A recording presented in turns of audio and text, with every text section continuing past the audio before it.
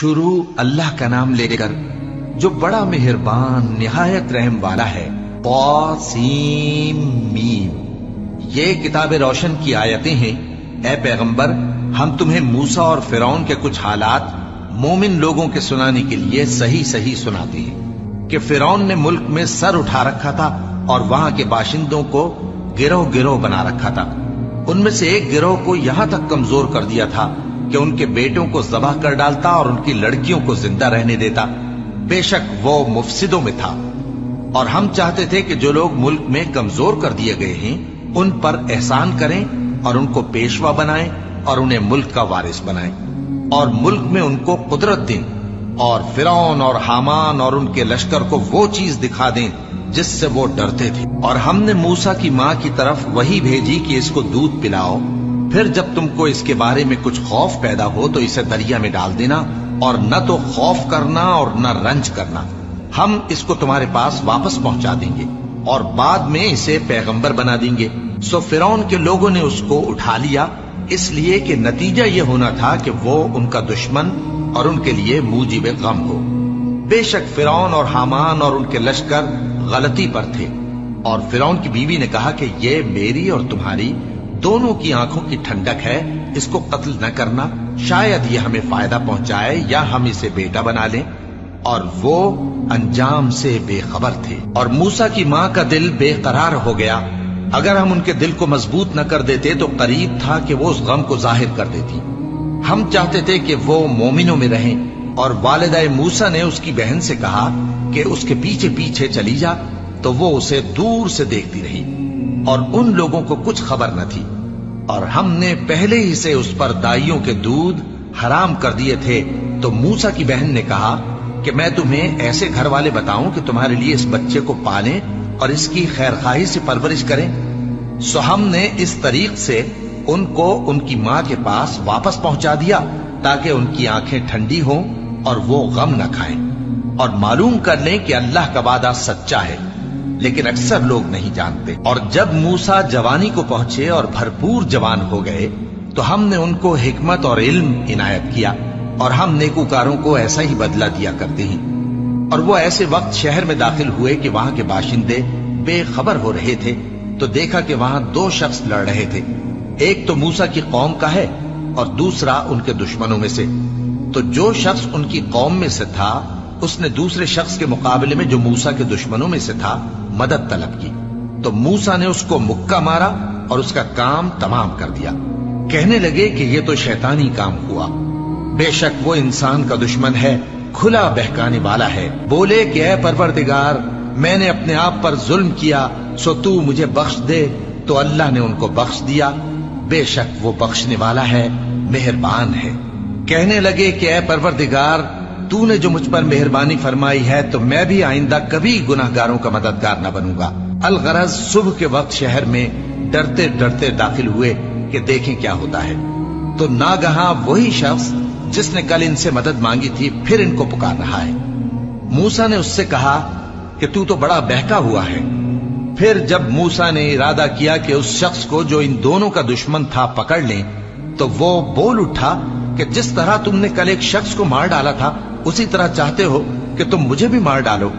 تم تو یہی چاہتے ہو کہ ملک میں ظلم و ستم کرتے پھرو، اور یہ نہیں چاہتے کہ صلح کرانے والوں میں سے ہو جاؤ۔ اور ایک شخص شہر کی پرلی طرف سے دوڑتا ہوا آیا، بولا کہ اے موسیٰ، اہل دربار تمہارے بارے میں مشورے کرتے ہیں کہ تم کو مار ڈالیں، سو تم یہاں سے نکل جاؤ، میں تمہارا خیر خواہ ہوں۔ چنانچہ موسیٰ وہاں سے ڈرتے ڈرتے نکل کھڑے ہوئے کہ دیکھیں کیا ہوتا ہے، اور دعا کرنے لگے کہ اے پروردگار، مجھے ظالم لوگوں سے نجات دے۔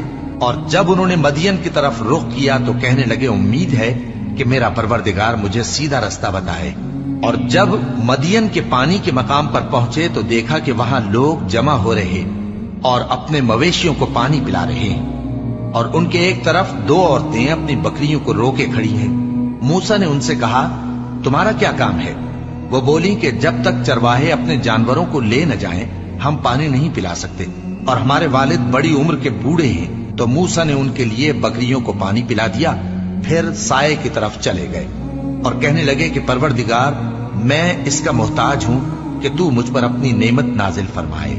थोड़ी देर के बाद उनमें से एक औरत जो शर्माती और लिजाती चली आती थी मूसा के पास आई, कहने लगी कि तुमको मेरे वालिद बुलाते हैं कि तुमने जो हमारे लिए पानी पिलाया था उसकी तुमको उजरत दें। फिर जब वो उनके पास आए और उनसे अपना माजरा बयान किया तो उन्होंने कहा कि कुछ खौफ न करो, तुम जालिम लोगों से बच आए हो। एक लड़की बोली कि अब्बा इनको नौकर रख लीजिए, क्योंकि बेहतरीन नौकर जो आप रखें वो है जो तवाना हो, अमानतदार हो। उन्होंने मूसा से कहा कि मैं चाहता हूं कि अपनी इन 2 बेटियों में से एक को तुमसे ब्याह दूं, इस अहद पर कि तुम 8 बरस मेरी खिदमत करो। फिर अगर 10 साल पूरे कर दो तो वो तुम्हारी तरफ से एहसान होगा, और मैं तुम पर तकलीफ डालनी नहीं चाहता। तुम मुझे इंशाअल्लाह नेक लोगों में पाओगे। मूसा ने कहा कि मुझ में और आप में ये अहद पुख्ता हुआ, मैं जो मुद्दत चाहूं पूरी कर दूं, फिर मुझ पर कोई ज्यादती न हो, और हम जो मुआहिदा करते हैं अल्लाह उस पर गवाह है। फिर जब मूसा ने मुद्दत पूरी कर दी और अपने घर के लोगों को लेकर चले तो तूर की तरफ से आग दिखाई दी।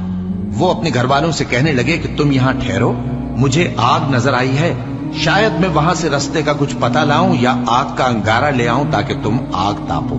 सो जब उसके पास पहुंचे तो मैदान के दाएं किनारे से एक मुबारक जगह में एक दरख्त में से आवाज आई कि ऐ मूसा, ये मैं हूं अल्लाह, तमाम जहानों का परवरदिगार, और ये कि अपनी लाठी डाल दो। सो जब उन्होंने देखा कि वो हरकत कर रही है गोया सांप है, तो पीठ फेर कर चल दिए और पीछे मुड़कर भी न देखा। फरमाया, मूसा आगे आओ और डरो मत, तुम अमन पाने वालों में हो। अपना हाथ गरिबान में डालो तो बगैर किसी ऐब के सफेद रोशन होकर निकल आएगा, और खौफ दूर करने की गरज से अपने बाजू को अपनी तरफ यानी सीने से मिला लो। ये 2 दलीलें तुम्हारे परवरदिगार की तरफ से हैं फिरौन और उसके दरबारियों के लिए, बेशक वो नाफरमान लोग हैं। मूसा ने कहा, ऐ परवरदिगार, उनमें का एक शख्स मेरे हाथ से कत्ल हो चुका है, सो मुझे खौफ है कि वो मुझको मार डालेंगे, और हारून जो मेरा भाई है उसकी जबान मुझसे ज्यादा फसी है, तो उसको मेरे साथ मददगार बनाकर भेज कि मेरी तस्दीक करे। मुझे खौफ है कि वो लोग मेरी तकजीब करेंगे। फरमाया, हम तुम्हारे भाई के जरिए तुम्हारे बाजू को मजबूत करेंगे और तुम दोनों को गलबा देंगे, तो हमारी निशानियों के सबब वो तुम तक पहुंच न सकेंगे। तुम दोनों और जिन्होंने तुम्हारी पैरवी की वही गालिब रहेंगे। फिर जब मूसा उनके पास हमारी खुली निशानियां लेकर आए तो वो कहने लगे कि ये तो जादू है जो इसने बना खड़ा किया है, और ये बातें हमने अपने अगले बाप दादा में तो कभी सुनी नहीं। और मूसा ने कहा कि मेरा परवरदिगार उस शख्स को खूब जानता है जो उसकी तरफ से हिदायत लेकर आया है और जिसके लिए आकिबत का घर यानी बहिश्त है, बेशक जालिम कामयाब नहीं होंगे। और फिरौन ने कहा कि ऐ अहले दरबार, मैं अपने सिवा किसी को तुम्हारा खुदा नहीं जानता, सो ऐ हामान, मेरे लिए गारे को आग लगाकर ईंटें पका दो, फिर एक ऊंचा महल बना दो ताकि मैं मूसा के खुदा की तरफ चढ़कर उसे झांक लूं, और मैं तो उसे झूठा समझता हूं। और वो और उसके लश्कर मुल्क में नाहक मगरूर हो रहे थे और ख्याल करते थे कि वो हमारी तरफ लौट कर नहीं आएंगे, तो हमने उसे और उसके लश्करों को पकड़ लिया। आखिर हमने उन्हें समंदर में फेंक दिया, सो देख लो कि जालिमों का कैसा अंजाम हुआ। और हमने उनको पेशवा बनाया था, वो लोगों को दोज़ख की तरफ बुलाते थे, और क़यामत के दिन उनकी मदद नहीं की जाएगी, और इस दुनिया में हमने उनके पीछे लानत लगा दी, और वो क़यामत के रोज भी बदहालों में होंगे। और हमने पहली उम्मतों के हलाक करने के बाद मूसा को किताब दी जो लोगों के लिए बसीरत और हिदायत और रहमत है, ताकि वो नसीहत हासिल करें। और जब हमने मूसा की तरफ हुक्म भेजा था तो तुम तूर की मगरिबी जानिब नहीं थे और न इस वाक़े के देखने वालों में थे, लेकिन हमने मूसा के बाद कई उम्मतों को पैदा किया, फिर उन पर एक लंबी मुद्दत गुजर गई, और न तुम मदियन वालों में रहने वाले थे कि उनको हमारी आयतें पढ़ पढ़ कर सुनाते थे, और हाँ, हम ही तो पैगंबर भेजने वाले थे। और न तुम उस वक्त जबकि हमने मूसा को आवाज दी तूर के किनारे थे, बल्कि तुम्हारा भेजा जाना तुम्हारे परवरदिगार की रहमत है, ताकि तुम उन लोगों को जिनके पास तुमसे पहले कोई खबरदार करने वाला नहीं आया, खबरदार करो ताकि वो नसीहत हासिल करें।